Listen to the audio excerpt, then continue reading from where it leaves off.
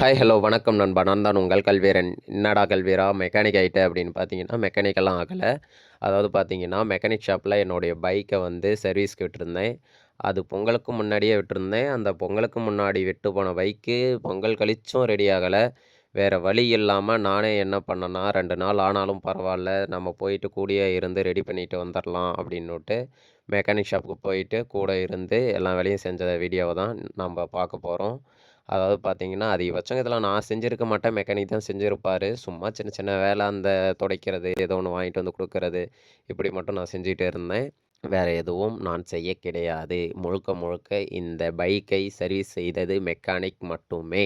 ஏன்டா ஒரு bike ready ஆவறதுக்கு இத்தன நாளான்னு கேட்டீங்கன்னா, வேற எதுவும் இல்ல நண்பா. நான் இந்த கடையில வந்து பைக் ரெடி பண்ணலாம் அப்படின்னு பைக்க விட்டுட்டு கிளம்பும்போது ஒரு மெக்கானிக் இருந்தாரு. அவரு சில சிச்சுவேஷன் காரணமாக அவரு எல்லாத்தையும் பிரிச்சு போட்டுட்டு, அதுக்கு என்னென்ன பொருள் வேணும்னு கூட சொல்லாம, அவரு மட்டும் லீவ் போட்டு கிளம்பிட்டாரு. இப்ப வந்து வேற ஒரு மெக்கானிக் தான் வந்து இத பூட்டி ரெடி பண்ணிட்டு இருக்காரு. இவரு வந்து பார்த்தீங்கன்னா, நல்லா கிளீனா, நீட் அண்ட் கிளீனா செய்றாரு. பிரச்சனை கிடையாது. என்ன பிரச்சனைன்னா, என்னுடைய பைக்குக்கு எந்த ஒரு ஸ்பேர் பார்ட்ஸும் கிடைக்க மாட்டேங்குது. அதுதான் பெரும் பிரச்சனை. Yamaha Crux பைக் வாங்கிட்டு ஸ்பேர் பார்ட்ஸ் கிடைக்காம ரொம்ப கஷ்டப்படுறேன். ஏன்டா இந்த பைக்க வாங்குனோன்னு தெரியலையே அப்படின்னு படாத பாடுபடுறவங்க கீழ கமெண்ட்ல சொல்லிட்டு போங்க. ஆனா இந்த வண்டிக்கு ஸ்பேர் பார்ட்ஸ் கிடைக்கலன்னு கம்பெனி மேல கோவப்பட்டுருப்பேனே தவிர, என்னைக்கும் இந்த வண்டி மேல நான் கோவப்பட மாட்டேன், பட்டுருக்க மாட்டேன். ஏன்னா, இந்த வண்டி எனக்கு ரொம்ப இம்பார்ட்டன்ட். ஏன் கல்வீரா, உனக்கு இந்த பைக் அவ்வளோ முக்கியமான்னு கேட்டிங்கன்னா, கண்டிப்பா எனக்கு முக்கியம் தான் நண்பா. ஏன்னா, நான் வந்து சின்ன வயசுல இருந்து 12த் படிக்கிற வரைக்கும் எனக்கு பைக்குங்கிற ஒரு விஷயம் தேவைப்பட கிடையாது. எனக்கு அவ்வளோ பெருசா தெரிவிக்கல. அதுக்கப்புறம் வேலைக்கு போன பிறகு, நான் இந்த பைக்குக்காக எவ்வளோ கஷ்டப்பட்டேன், எவ்வளோ அவமானப்பட்டேன், எவ்வளோ துக்கப்பட்டேன், எவ்வளோ துயரப்பட்டேனுங்கிறது விஷயம், அது எனக்கு மட்டும் தான் தெரியும். ஏன்னா, ஒரு ஆண்மகனா வேலைக்கு போகும்போது, அவன் நெறைய இடத்த சந்திக்க வேண்டியதா இருக்கும். அந்த இடத்துக்கெல்லாம் பஸ்ஸ புடிச்சு, ஆட்டோ புடிச்சு, அதுவும் இல்லாம லிஃப்ட் கேட்டு, நடந்து, ஒவ்வொரு நாளும் போய் அந்த வேலைய முடிச்சுட்டு வரதுக்குள்ள அவன் எவ்வளோ கஷ்டப்படுவான் அப்படின்னுங்கிறது எனக்கு நல்லாவே தெரியும். ஏன்னா, நான் அனுபவப்பட்டுருக்கேன். அப்படி அனுபவப்பட்டுட்டு இருக்கும்போது தான் எனக்கு திடீர்னு எங்க அக்கா மூலமா வந்த பைக் இது. செகண்ட் ஹேண்ட் பைக் தான். ஆனா, பல வழிகளோடு கடந்துகிட்டு இருந்த என்ன, வழிகள் இல்லாம கூட்டிட்டு போக வந்த இந்த பைக் எனக்கு புது பைக் தான். அப்படியாப்பட்ட இந்த பைக்குக்கு நான் சந்தோஷமா எவ்வளோ வேணா செலவு பண்ணுவேன். ஏன்னா, என்னுடைய உயிர் நாடின்னு சொல்லலாம் இந்த பைக்க. சரி, அதெல்லாம் விடுங்க நண்பா. ஏன் முன்னாடி கஷ்டப்பட்ட விஷயத்தெல்லாம் பேசிக்கிட்டு, இப்ப நடக்கிற விஷயத்த பத்தி பேசுவோமா? முதல் நாளான அன்று நானும் என்னுடைய நண்பனும் சரி பைக் ரெடி பண்ணியிருப்பாங்க அப்படின்னு போய் எடுத்துட்டு வரலான்னு நாங்க 2 பேரும் கிளம்பிட்டோம். கிளம்பி போய் மெக்கானிக் ஷாப்ல பார்த்தா, பிரிச்சு போட்ட இன்ஜினு பிரிச்ச மாரியே அப்படியே இருந்துச்சு. என்னாண்ணா பிரிச்சு போட்ட இன்ஜினு அப்படியே எதுவும் ரெடி பண்ணாம அப்படியே வச்சுட்டு இருக்கீங்களே, என்ன விஷயம்னு கேட்கும்போது, அவிங்க பொருள் இப்பதான்பா வந்துச்சு. இனிமேல் தான் ரெடி பண்ணணும். 8 மணி ஆயிரும். 8 மணிக்கு வந்து பைக் எடுத்துட்டு கிளம்பிரு அப்படின்னாங்க. நான் 8 மணி வரைக்கும் நான் வெயிட் பண்ணியே நான் பைக் எடுத்துட்டு போயிடுறேன். அங்க வீட்ல போய் நான் சும்மா தான் இருப்பேன் வேலைக்கு போகாம. அதுக்கு நான் இங்கேயே இருந்து வெயிட் பண்ணி நான் பைக் எடுத்துட்டு போயிடுறேன் அப்படின்னு சொன்னேன். அதுக்கு மெக்கானிக் இருந்துகிட்டு, "சரி ஓகேப்பா, நீ இருந்து வெயிட் பண்ணி பைக் எடுத்துட்டே கிளம்பிரு" அப்படின்னு சொன்னாரு.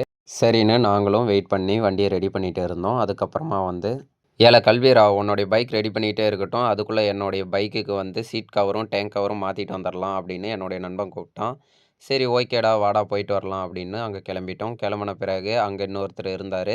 அவரு வந்து பார்த்தீங்கன்னா, சீட்ட வந்து கழட்டி மொத்தத்தையும் வந்து அந்த பழைய சீட்ட வந்து பிரிச்சுட்டு இருந்தாரு.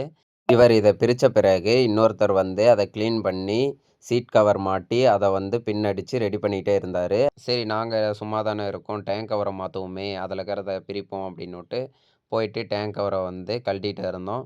கழட்டி உள்ள பார்த்தா, திடீர்னு ஏகப்பட்ட துரு புடிச்சிருந்துச்சு. அதெல்லாம் வந்து என்னுடைய நண்பன் ஊதி, கிளீன் பண்ணி, அத சொரண்டி எல்லாம் ரெடி பண்ண பிறகு, டேங்க் கவர், சீட் கவர் 2த்தையும் வந்து மாத்திக்கிட்டு, நாங்க மறுபடியும் மெக்கானிக் ஷாப்புக்கு கிளம்பிட்டோம். திரும்ப மெக்கானிக் ஷாப்புக்கு வந்து பல மணி நேரமா வெயிட் பண்ணோம். 8 மணி ஆச்சு, 9 மணி ஆச்சு, 9:30 ஆச்சு. அதுக்கப்புறம் பார்த்தீங்கன்னா, பைக் ரெடி ஆகல. அப்புறம் மெக்கானிக் இருந்துகிட்டு, "இந்த நைட் டைம்ல வந்து அந்த அளவுக்கு பார்க்க முடியாதுப்பா. எதுவும் அந்த அளவுக்கு துல்லியமா கண்ணும் தெரிய மாட்டேங்குது. ஏன்னா இது இன்ஜின் வேலை. சின்ன சின்ன பொருளெல்லாம் துல்லியமா போடணும். நாளைக்கு காலையில வந்துரு. பார்த்து சீரா ரெடி பண்ணிட்டு போயிரலாம்" அப்படின்னாரு. சரி ஓகேண்ணா, நாங்களும் நாளைக்கே வந்துர்றோம் அப்படின்னு சொல்லிட்டு, நானும் என்னுடைய நண்பனும் கிளம்பிட்டோம். அதுக்கு அடுத்த நாள் 2வது நாள் நான் மறுபடியும் வந்து மெக்கானிக் ஷாப்புக்கு போனேன். அங்க போய் பார்த்தா மறுபடியும் வண்டி ரெடி ஆகல. மறுபடியும் நான் புலம்பிட்டு இருந்தேன். எப்புட்றா என்னடா பண்றது அப்படின்னு. அவங்களும் முடிஞ்ச அளவுக்கு ரெடி பண்ணிக்கிட்டு இருந்தாங்க. லைட் அடிச்சு பார்த்தாங்க. என்னென்னவோ பார்த்து ரெடி பண்ணாங்க. ரெடி பண்ணிட்டு அதுக்கப்புறமா வந்து "வண்டி ரெடி ஆயிருச்சுப்பா, வாப்பா ஒரு டெஸ்ட் டிரைவ் போலாம்" அப்படின்னாங்க. சரி ஓகேண்ணா வாண்ணா போலாம் அப்படின்னு மெக்கானிக் அண்ணாவோட நானும் கிளம்பிட்டேன். ஏறி பின்னாடி உக்காந்துக்கிட்டேன். அவரு வண்டி ஓட்டிட்டு போனாரு. போம்போது கெத்தா, சீனா வேற லெவல்ல வண்டி ஓட்டிட்டு போனாரு. ரிட்டர்ன் வரும்போது வந்து பார்த்தீங்கன்னா, என்கிட்ட வண்டி குடுத்தாரு. என்கிட்ட குடுத்ததும் நானும் கொஞ்சம் ஓட்டி பார்த்தேன். வண்டி நல்லா தான் இருந்துச்சு. சில பிரச்சனைகள் இருந்தது. அத வந்து "வர வியாழக்கிழமை நீ வாப்பா, நீ வந்ததுமே வந்து அத ரெடி பண்ணி நான் குடுத்துர்றேன். சின்ன சின்ன பொருளு தான். இப்ப வந்து கிடைக்கல. அதனால அது போட்டு என்னால வந்து முழுசா வண்டிய ரெடி பண்ணி தர முடியல. வர வியாழக்கிழமை வந்தீன்னா, ஃபுல் அண்ட் ஃபுல் நான் ரெடி பண்ணி குடுத்துர்றேன்ப்பா" அப்படின்னாரு. சரி ஓகேண்ணா, கண்டிப்பா நான் வியாழக்கிழமை வரேன் அப்படின்னு சொல்லிட்டு பைக் எடுத்துக்கிட்டு நேரா பெட்ரோல் பங்க் தான் விட்டேன். அங்க போயிட்டு ஒரு ரூ. 450க்கு பெட்ரோல் அடிச்சுட்டு, அப்படியே அங்கேருந்து நேரா கிளம்பிட்டேன். கிளம்பி எங்க போவேன்? உங்களுக்கே தெரியும் டீ கடை தான். ஏன்னா வண்டிக்கு பெட்ரோல் அடிச்சாச்சு. நமக்கு எனர்ஜி கூட்டுறதுக்காக ஒரு டீய குடிக்க தேவையில்ல. அதனால நேரா டீய குடிச்சிட்டு, நம்ம நண்பர்களுக்கு பாய் பாய் சொல்லிட்டு கிளம்பிட்டேன். ஓகே நண்பா, அடுத்த வீடியோவில் சந்திப்போம். பாய்.